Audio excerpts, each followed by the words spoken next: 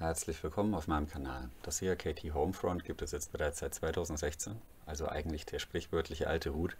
Seltsamerweise gibt es im deutschen Sprachraum sehr wenige Videos darüber, hat mich wirklich gewundert. Ich wollte es schon immer haben, ich finde das Konzept dahinter einfach genial, dazu dann gleich mehr.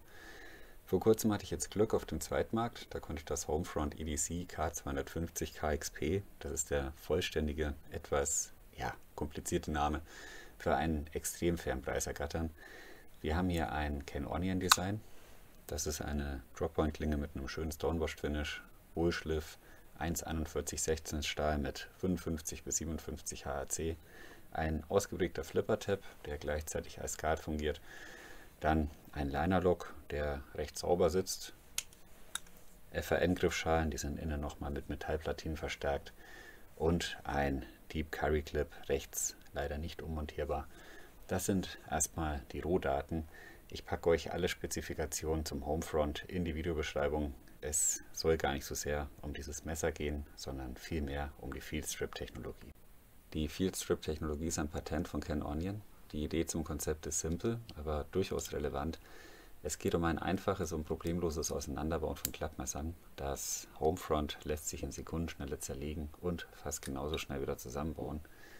Ja, das mit der Geschwindigkeit ist ein schöner Nebeneffekt, der mitunter von Vorteil sein kann. Spannender empfinde ich bei diesem Patent, dass man hier kein Werkzeug benötigt und man auch keine Teile verlieren, verlegen oder durch häufiges Auseinanderbauen sogar beschädigen kann. Ja, mir fallen jetzt hier Torx-Schrauben ein, die gehen gerne mal kaputt. Das wäre zum Beispiel so eine Sache.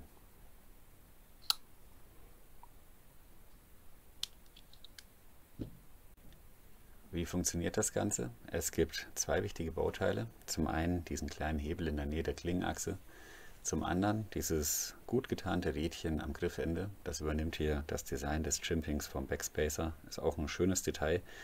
Man sieht dieses Rädchen im ersten Moment gar nicht. Beim Auseinanderbauen soll die Klinge eingeklappt sein, sonst besteht hier Verletzungsgefahr. Also vorher schon einklappen. Dann wird dieser kleine Hebel entriegelt und dann an dem Rädchen gedreht, bis es gut hörbar klickt. Ja, das war das Klicken. Nochmal. Ja, hört man richtig gut. Jetzt haben wir hier 3 Teile und das war's. Dieses Rädchen ist letztendlich nichts anderes als eine kleine Schraube. Hier ist innen die Mutter verbaut. Also das ist schon mal schön gemacht und hier, man sieht an der Klingenachse, ist hier so eine ganz kleine Nut und dort greift dann dieser Hebel, wenn man das hier zudrückt. Also ist wirklich simpel gemacht, simpel und genial, kann man nicht anders sagen. Der Zusammenbau ist letztendlich genauso, nur andersrum. Also man passt hier auf, dass die Klinge richtig liegt, auch dass der Internal Stop Pin hier richtig liegt. Dann die Griffschale wieder drauf. Diesmal das Schräubchen in die andere Richtung und den Hebel umlegen. Ja, funktional, wirklich gut. Klingenstand ist auch mittig. Falls der Klingenstand mal nicht mittig sein sollte, kann man das ab und zu mal mit einem 10er Torx nachjustieren. Also auch das ist wirklich gut gemacht. Das braucht man vielleicht, ich weiß nicht, vielleicht einmal im Monat oder so. Häufiger braucht man das nicht. Ja. Ein richtig tolles Patent. Der Flipper funktioniert einwandfrei. Läuft natürlich nicht wie auf Kugellagern, aber das ist hier total nebensächlich. Alles ist auch sehr stabil. Es gibt hier kein seitliches Klingenspiel. Es gibt auch kein Auf- und Abspiel. Also, ja, da hat sich Ken Onion wirklich viel Gedanken gemacht. Ich würde sagen, Zeit für ein Fazit. Fazit: Das Field Strip Patent ist innovativ, genial und dabei auch sehr simpel. Es wird hier ein Problem gelöst, das für viele Anwender im Alltag relevant ist. Man kann das Messer nahezu überall mal schnell auseinanderbauen, gründlich reinigen und dann wieder zusammenbauen. Laut CRKT ist das wichtig für Jäger und auch Soldaten. Die Bereiche Bushcraft, Outdoor, Lebensmittelzubereitung kann man hier aber auch nennen. Es gibt bestimmt noch viele andere Anwendungsmöglichkeiten. Also das ist definitiv gut gemacht. Andere Messer kann man natürlich gegebenenfalls auch zerlegen, das ist ganz klar. Aber hier mal jetzt bloß als Extremvergleich. Das ist hier das Luna.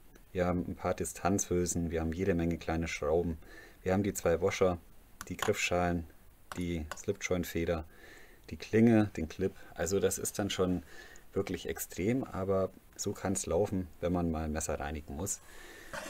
Anderes Negativbeispiel sind seltene Schrauben. Ja, die beliebten Stirnlochschrauben, da hat man dann auch öfter mal ein kleines Problem. Oder hier ist eine Schraubenart, die ich noch nicht mal benennen kann. Das ist hier das Gerber 600, ist ein älteres Klappmesser. Also ich habe nicht mal eine Ahnung, wie das hier heißt. Wenn man Pech hat, kriegt man solche Messer noch nicht mal irgendwie auseinandergebaut. Und dann gibt es natürlich noch vernietete Messer, also das Kiana Florinox. Das bekommt man dann tatsächlich nur mit Gewalt auseinander. Da gibt es auch ein Video drüber, wie das jemand zerlegt. Da hat man dann keine Chance. Ja, da muss man dann schon sagen, dann ist hier sowas wie die Fieldstrip-Technologie eine gute Sache. Für mich bleibt noch zu wünschen, dass CRKT auch mal ein 42A-konformes Messer mit diesem Patent auf den Markt bringt. Anbieten würde sich hier ein Detent-Mechanismus, also Slip-Joint, oder vielleicht sogar mal ein Friction-Folder, das wäre auch mal eine schöne Sache. Ja, mal sehen. Vielleicht werde ich erhört. Abschließend würde mich noch eure Meinung zum Fieldstrip-Patent interessieren. Kommentare stehen euch frei. Ich habe in der Videobeschreibung auch noch was verlinkt über das Patent. Wen das interessiert, schaut einfach mal rein. Das war es dann auch schon wieder. Vielen Dank für eure Aufmerksamkeit. Alles Gute, bleibt gesund. Bis zum nächsten Mal.